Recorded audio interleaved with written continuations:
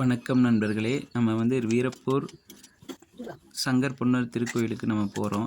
கெடா வெட்டு, அதுவும் இல்லாமல் எங்கள் குலதெய்வம். வாங்க எப்படி இருக்குன்னு பார்க்கலாம். பஸ்ஸில் 6 மணி நேரம் ட்ராவல் பண்ணுற மாதிரி இருந்துச்சு. ஒரு 11 மணிக்காட்ட நாங்கள் வந்து கோயிலுக்கு வந்துட்டோம். 1 மணி நேரம் கழித்து குளிச்சுட்டு ஃப்ரெஷ் ஆகி ஒரு 11:45 கரெக்டாக வந்து கன்னிமார் சுவாமி கோயிலுக்கு வந்து ஆரம்பித்த சாமி கும்பிட. நள்ளிரவு 11:45. அப்புறம் இந்த சைடு வந்து சங்கர், பொன்னர், தங்கால் இந்த 3 பேர் இருக்காங்க. சங்கர் வந்து சங்கிலியால் கட்டி போட்டிருக்காங்க. இங்கே கோபக்காரரு, அதனால் வந்து சங்கிலியால் கட்டி போட்டு வச்சுருக்காங்க. அவ்வளோ கோபத்தையும் அடக்கி. இது முன்னாடி இருக்கிற துவால பாலகர்கள். இது சின்ன மகாமுனி. மகாமுனிலேயே பெரிய மகாமுனி ஒன்று இருக்குது, அது நான் காமிக்கிறேன். இது வந்து பட்டத்து குதிரை. இதில் தான் வந்து போருக்கு போவாங்களாம் அந்த குதிரையில்.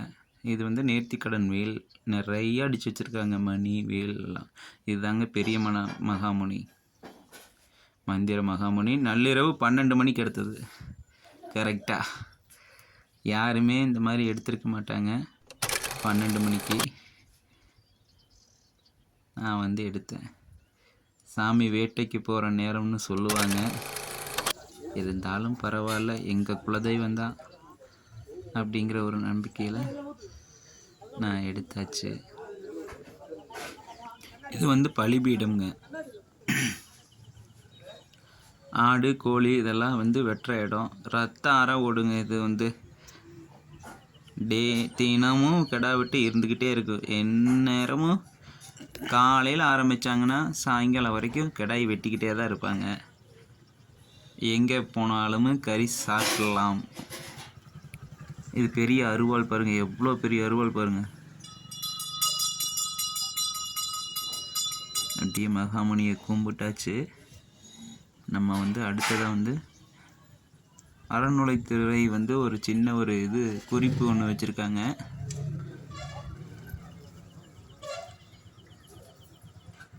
அதாவது வந்து காணிக்கை வந்து நம்ம வந்து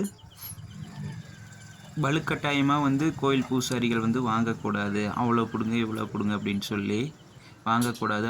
அப்படி வாங்கினாங்கன்னா நீங்கள் வந்து புகார் தெரிவிக்கலாம் கோயில் நிர்வாகத்திடம் அப்படின்னு சொல்லியிருக்காங்க. வாழ்த்துக்கள் கோயில் நிர்வாகத்துக்கு. அடுத்ததாக வந்து இது கருப்பண சுவாமி கோயிலுங்க.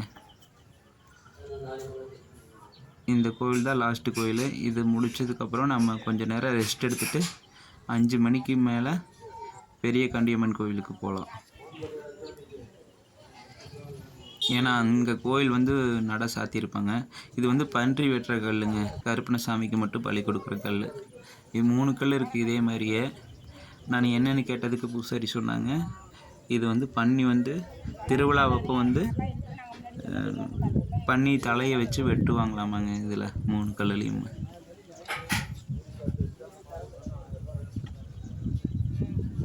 அடுத்ததாக வந்து நம்ம மணி வந்து 5:30 ஆயிடுச்சு. நம்ம பெரிய கண்டியம்மனுக்கு குளிச்சுட்டு வந்தாச்சு. வாங்க, எங்கேயும் உள்ளே இன்னும் வெடியில் இருட்டாக தான் இருக்குது. கோயிலுக்குள்ளே வந்தாச்சு. கோயிலுக்குள்ளே வந்து சுற்றி பார்க்குறோம்.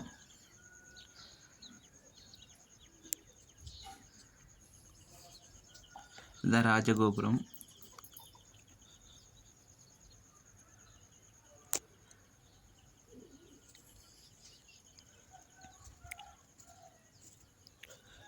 ராஜகோபுரம் இல்லை, கருவறை கோபுரம். இது பின்னாடி இருக்கிற நாக சிற்பம், விநாயகர் சிலை இதெல்லாம் இருக்குங்க.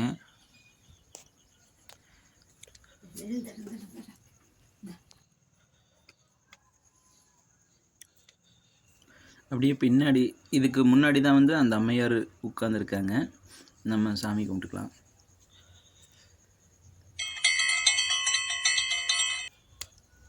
அப்படியே கும்பிட்டோன்னையுமே அப்படியே மணி சத்தம் எனக்கு கேட்டுச்சு. உங்களுக்கு கேட்டுச்சுன்னா கமெண்ட் பாக்ஸில் கமெண்ட் பண்ணுங்கள். அருள்மிகு பெரிய காண்டியம்மன் கோவில்.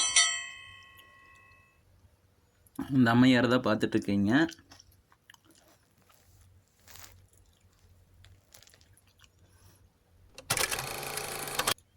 கருவறையில் இருக்கிற அம்மையாரை வந்து எடுக்கிறதுக்கு என்னால் முடியல.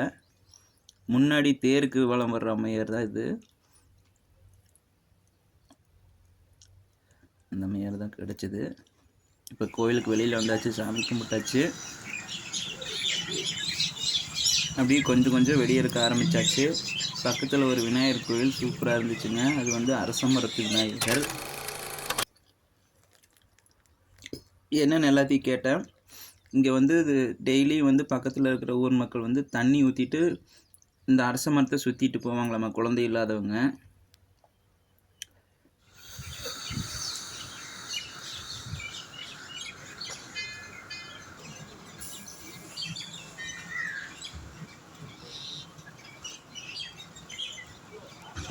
வழிபட்டாங்க.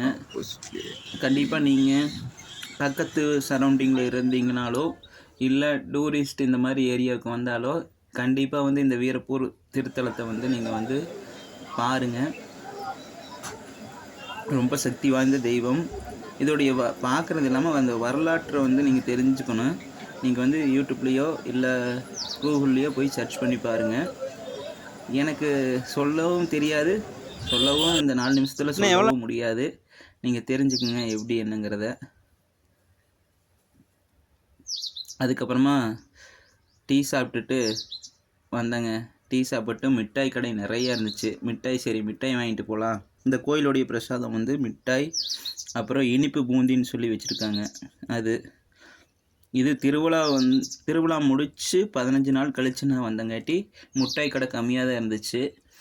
இதுவே திருவிழா டைமில் வந்திருந்தோம்னா வச்சுக்கோங்க, மிட்டாய் கடை ஏகத்துக்கு இருக்கும், அடிக்கும் தலைக்கு இருக்கும். அதுவும் இல்லாமல் கலர் கலராக இன்னும் நிறையா அடுக்கி வச்சுருந்துருப்பாங்க. கூட்டமும் நிறையா இருந்திருக்கும், எடுத்துருக்க முடியாது. ஸோ அதனால தான் நான் வரல திருவிழா வைப்போம். அப்படியே வாங்க, தேருக்கு முன்னாடி சாமி கும்பிட்டு அப்படியே கோயிலுக்கு முன்னாடியும் போய் அம்மையாரை கும்பிட்டுட்டு சரி அப்படியே மிட்டாய்க்கு வந்து வாங்கிட்டு போயிடலாம் போயிட்டு மிட்டாய் கடைக்கு வந்துட்டேன். பையன் ஒருத்தர் கூவி கூவி விற்றுட்டு இருந்தான். நிறைய பேர் வந்து எல்லாமே கூவி கூவி விற்றாங்க. நான் வந்து இந்த பையன்கிட்ட தான் வாங்கினேன் ஃபஸ்ட்டு. சரி முதல்லையே வந்து பார்த்துட்டு போயாச்சு, மறுபடியும் திரும்ப வேறு யார்கிட்டையும் வாங்கக்கூடாது அப்படிங்கிறதுக்காக இந்த தம்பிகிட்டையே வாங்கியாச்சு.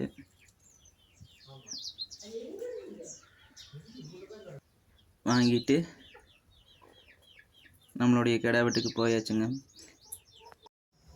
இந்த கோயிலில் வந்து நாகத்துடைய வரலாறு தான் இது வந்து. கண்டிப்பாக பெரிய கண்டியம்மன் எல்லாருக்கும் அருள் புரிவாராக. நன்றி, வணக்கம். பிடிச்சிருந்தால் ஒரு லைக் பண்ணுங்கள்.